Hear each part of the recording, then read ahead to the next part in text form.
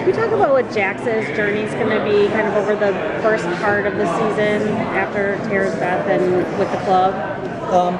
I think it'll be the most proactive our hero's ever been. You know, Jax in the previous seasons, just by the nature of the character, he sort of too deep a thinker, you know, sort of impulsive, that he has spent a great deal of time sort of reacting to the chaos around him or cleaning up the mess of previous leadership. But that this season he really comes out kind of with blinders on and singular in purpose. So it's been so much fun to write that Jax because it's new. And I think Charlie's having a blast because he's just crushing it. It's really, you know, the work has really been great. So that to me is the biggest difference. What can you tell us about the new characters who are on this season? Not much more than you already know. We have Manson, who plays a white supremacist, which makes complete sense, and Courtney Love, who plays a school teacher, which makes complete sense. And I think that's all. Who else? You guys probably know. Oh yeah, Malcolm Jamal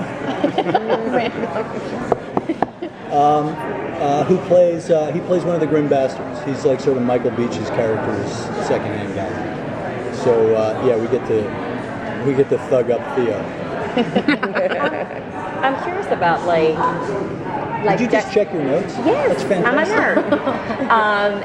How much will John Letters play in, or Jax's journals, you know, and his writing play in? Because you know, it's getting more and more personal for Jax's writing. So I'm curious if that's going to play a part in season 7.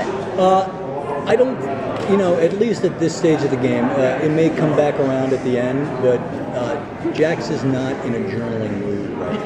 You know what I mean? Yes. It's really, you know, I thought about that, and I was trying to figure out if I could infuse it. And every time I sat down to break that scene or look at that scene, it just didn't make sense. So, but I think maybe towards the end of the season, I may try to bring it back or echo back to that, you know. But not in the beginning. The show talks a lot about family and brotherhood, but you have, you know, brother killing brother in the gang. You have Gemma killing her stepdaughter, Jax killing his stepdad. Like family. Like, is there any such thing as a happy family in Sons of Anarchy? Like, how does family react to the show? Here's what I would say. I you know, at its core, and I don't say this, you know, flippantly, you know, this is a family drama, and it's just that our circumstances are heightened. You know, it's at its, you know, the show is Pulp Fiction, you know, so there's a sort of epic and almost absurd quality to the show. And then it takes place in a very dangerous world. So to me, it's the same family dynamics that perhaps play out in other families, but under these conditions in that world, you see the results that happen. You know what I mean? So that what might end up being, you know, an argument or a plate being smashed in another family becomes a fork in the back of the head in our family. So that's, you know. Is there any relationship on the show that you think is unbreakable, or is anybody up to betray anybody else? I don't think of it in terms of categorizing like that, you know, and I don't mean that to dodge the question. I really feel like as we break these stories and as we try to stay organic and realistic as we can to those relationships, that, you know, if it feels right, if the circumstances make sense, if in, you know, under the circumstances or in that particular situation X happens, then, you know, then it'll happen. So I don't think in terms of, oh, that's an unbreakable one or I can't do that. I just really try to follow, you know, the logic and the organic nature of it, rather than I'll do that, I won't do that.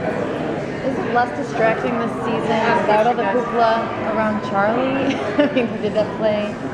Or was it... No, because Charlie doesn't live in hoopla. Charlie is like an incredibly private guy and doesn't bring any of it to work. So that was all sort of happening outside the bubble for us. And, you know, so these guys are really, you know, they plug in, you know, and when they're on set, when they're doing their deal, there's not a lot else going on with them other than the work that they're doing. So, you know, I think to the outside world, it seemed like a lot of hoopla.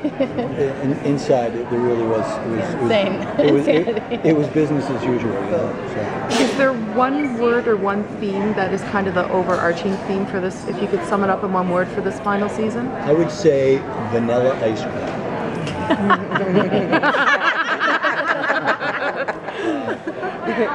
I would say if one word would be,